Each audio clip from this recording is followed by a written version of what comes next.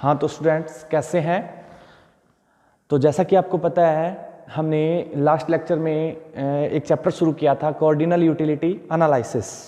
इसका कुछ एक पार्ट हमने डिस्कस कर लिया था। जैसा कि मैंने उसमें बताया था कि इसमें दो लॉ यूज किए गए हैं, law of diminishing marginal utility and law of equi marginal utility.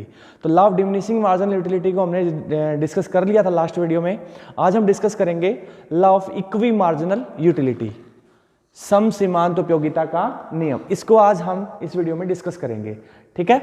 तो सम सीमांत उपयोगिता का नियम क्या होता है, सबसे पहले तो आपको ध्यान रखना है ये सेकंड लॉ है गॉसियन का। फर्स्ट लॉ था गॉसियन का कौन सा, law of diminishing marginal utility, और सेकंड लॉ है law of equi marginal utility. Gaussian का ये सेकंड लॉ था, इसको मार्शल ने अपनी थ्योरी के अंदर यूज किया था, ठीक है। तो इस लॉ के बारे में आज हम बात करेंगे। तो अब ध्यान से सुनिएगा बच्चों कि ये लॉ क्या कहता है, law of equi marginal utility.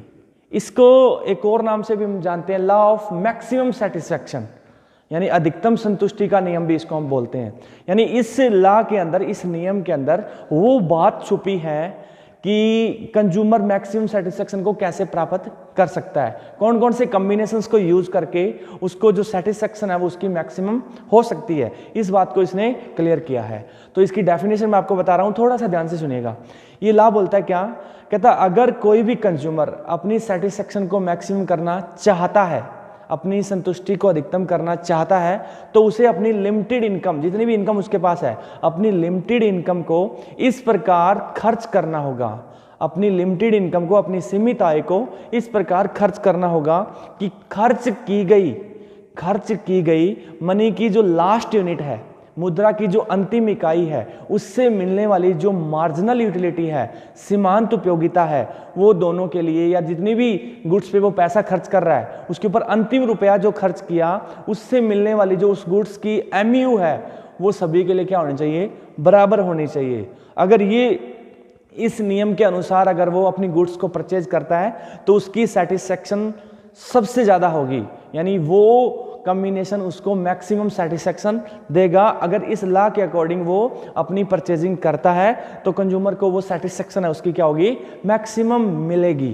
Clear हुआ, ये चीज आपको ध्यान में रखनी है। दोबारा रिपीट कर रहा हूं, law of equi marginal utility, सम सीमांत उपयोगिता का नियम क्या कहता है कि अगर उपभोक्ता को अपनी संतुष्टि को अधिकतम करना है तो उसे अपनी सीमित आय इस प्रकार खर्च करनी होगी कि खर्च की गई मुद्रा की अंतिम इकाई से मिलने वाली सीमांत उपयोगिता बराबर हो। क्लियर हुआ, यानी उसने, ध्यान से सुनिएगा, अगर उसने 3 रुपये खर्च करने हैं तो 3 रुपये 3 वस्तुओं पर खर्च करने हैं। सपोज करो 3 गुड्स के ऊपर उसने 3 रुपये खर्च करने हैं और हर गुड्स की जो प्राइस है वो 1 रुपीज पर यूनिट है, तो वो 1-1 रुपया तीनों पे खर्च कर देगा। पहली पर खर्च किया 1 रुपया, दूसरी पर, तीसरी पर, और तीनों की हम क्या देखेंगे, एमयू देखेंगे। तीनों की जो एमयू है वो बराबर है ना, तो उसकी सेटिस्फैक्शन क्या होगी, मैक्सिमम होगी। वो कॉम्बिनेशन उसके लिए क्या होगा, बेस्ट होगा। ओके, उम्मीद करता हूं समझ में आ गया होगा। अब हम एक छोटा सा एग्जाम्पल ले रहे हैं, उससे हम बात करेंगे तो आपको क्लियर हो जाएगा कि नियम क्या कहता है। ओके, सपोज करो हमारे पास टोटल इनकम कितनी है, यदि टोटल इनकम 5 रुपीज है, कि हमारे पास क्या है, कंज्यूमर के पास 5 रुपए हैं और उसको उसने 2 गुड्स पे खर्च करना है। 2 गुड्स कौन कौन सी हैं, एक है मैंगो, दूसरा है ऑरेंज। मैंगो और ऑरेंज पर उसने 5 रुपए खर्च करनी है, और दोनों की जो प्राइस है, मैंगो की प्राइस भी 1 रुपीज पर यूनिट है और ऑरेंज की जो प्राइस है वो भी 1 रुपीज पर यूनिट है। यानी 1 रुपए का एक तो मैंगो आता है और 1 रुपए का एक ऑरेंज आता है, और इन दोनों पर उसने पैसा खर्च करना है कितना, 5 रुपए। अब उसके पास बहुत सारे कॉम्बिनेशन है। कॉम्बिनेशन क्या क्या हो सकते हैं, या तो 5 के 5 मैंगो पे खर्च कर सकता है और ऑरेंज पे 0, या मैंगो की 4, ऑरेंज की 1, मैंगो की 3, इसकी 2, इसकी 2, इसकी 1, इसकी 3, और इसका 1 तो इसका 4, और इसका 0 और इसका 5। ये इतने सारे कॉम्बिनेशंस उस कंज्यूमर के सामने है, क्योंकि अगर 5 रुपए मैंगो पे खर्च कर दिए, इस पे 0, 4 रुपए इस पे खर्च कर सकता है और 1 रुपया मैंगो पे, ऑरेंज पे, 3 mango 2 orange, 2 mango 3 orange, 1 mango 4 orange, 0 mango 5 orange. Clear हुआ, ये इतने सारे कॉम्बिनेशंस हैं। अब उसको इनमें से कॉम्बिनेशन चूज करना है ऐसा जो उसको क्या दे, मैक्सिमम सेटिस्फैक्शन दे। तो इसमें से कॉम्बिनेशन कौन बताएगा हमें?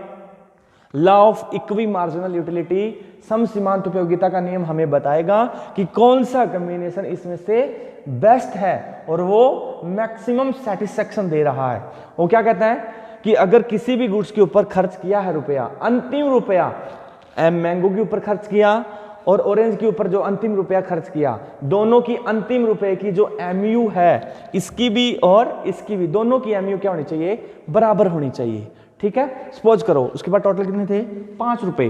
पहला रुपया खर्च किया तो जो एमयू है मैंगो की पहले रुपए से आई 12 यूटिल्स और ऑरेंज से 10 यूटिल्स, हम ये मान के चलते हैं। फिर आपको पता ही है जैसे जैसे हम उसको और खरीदते जाएंगे एमयू जो है वो घटती जाएगी। घटती सीमांत उपयोगिता के नियम में हमने ये चीज जानी थी। क्लियर हुआ? दूसरा रुपया खर्च किया, इससे 10 हो गई, इससे 8 हो गई। तीसरा रुपया खर्च किया, इससे 8, इससे 6। चौथा रुपया खर्च किया, इससे 6 और इससे 4। और पांचवा खर्च किया, इससे 4 और इससे 2। ये घटती सीमांत उपयोगिता दिखा दी हमने मैंगो की और ऑरेंज की। ठीक है, अब ये नियम क्या कहता है? कहता लास्ट रुपया, अंतिम रुपया मैंगो पे जो खर्च किया और ऑरेंज पे जो खर्च किया, उस अंतिम रुपए की जो एमयू है ना, वो दोनों की क्या होनी चाहिए? बराबर होनी चाहिए। सपोज उसके पास 5 रुपए है, तो 5 रुपए है तो सपोज करो इसने 3 रुपए इसके ऊपर खर्च कर दिए। किसके ऊपर? मैंगो के ऊपर। तीसरा रुपया खर्च किया, उसकी एमयू कितनी है? 8। अब उसके पास कितने बचे? 2 रुपए। तो 2 रुपए उसके पास बचे, तो दूसरा रुपया जो खर्च किया ऑरेंज के ऊपर, उसकी एमयू कितनी है? 8। तो यही ये कहता है कि दोनों की एमयू क्या होनी चाहिए? बराबर होनी चाहिए। तो बराबर हो रही है ना, तो ये कॉम्बिनेशन उसका सबसे बेस्ट होगा। कॉम्बिनेशन कौन सा हुआ? कहते 3 यूनिट तो किसकी खरीदे? वो मैंगो की।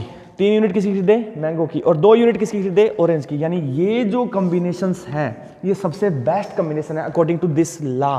इस नियम के अनुसार ये जो कॉम्बिनेशन है वो सबसे बेस्ट है, वो मैक्सिमम सेटिस्फैक्शन दे रहा है। इसके अलावा आप कोई भी कॉम्बिनेशन चूज कर लो, उसकी सेटिस्फैक्शन इससे क्या होगी?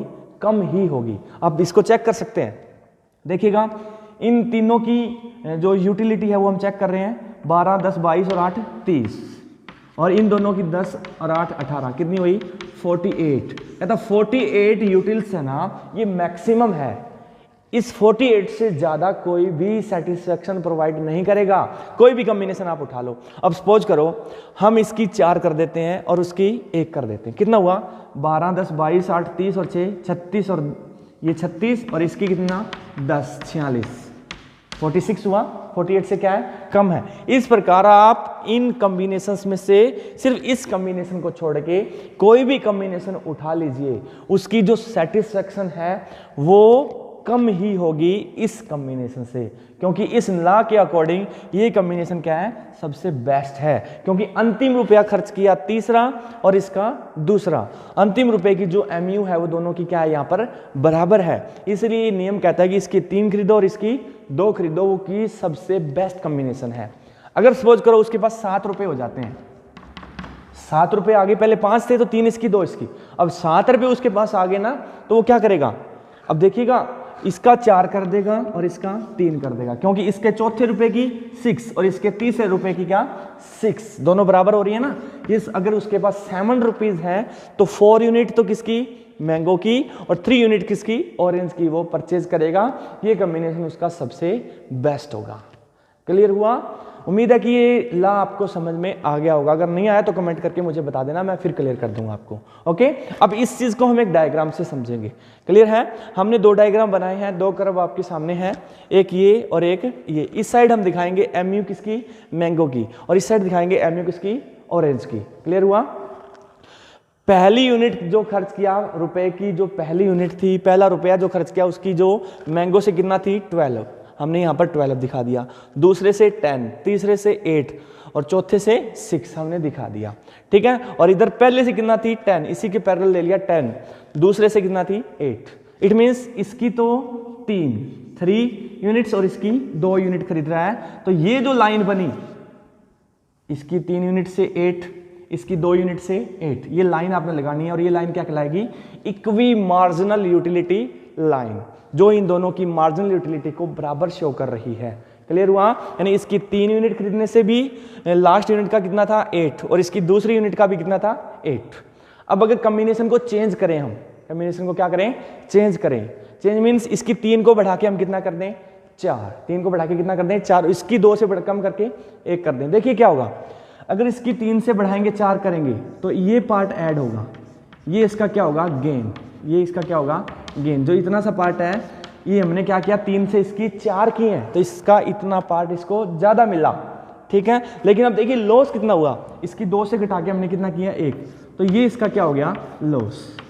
ये इसका क्या हो गया, लॉस। अब देखिएगा गेन का पार्ट तो क्या है, कम है, लेकिन लॉस का पार्ट ज्यादा है। सो हम कह सकते हैं कि जो 3 और 2 का कॉम्बिनेशन बेस्ट है, क्योंकि अगर 4-1 करते हैं तो गेन यानी प्राप्त जो हो रहा है वो तो कम हो रहा है, लेकिन हमारा लॉस जो है वो ज्यादा हो रहा है। सो इस लॉ के अकॉर्डिंग 3 और 2 का जो कॉम्बिनेशन है वो सबसे बेस्ट कॉम्बिनेशन है। क्लियर हुआ?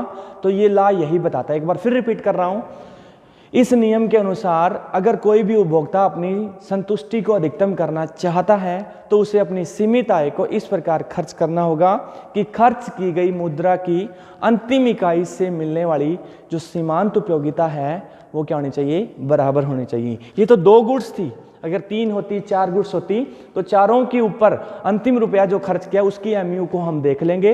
अगर वो एमयू बराबर जहां हो रही है उस कॉम्बिनेशन को परचेज कर लेंगे, वो उसकी सेटिस्फेक्शन क्या होगी, मैक्सिमम होगी। क्लियर हुआ?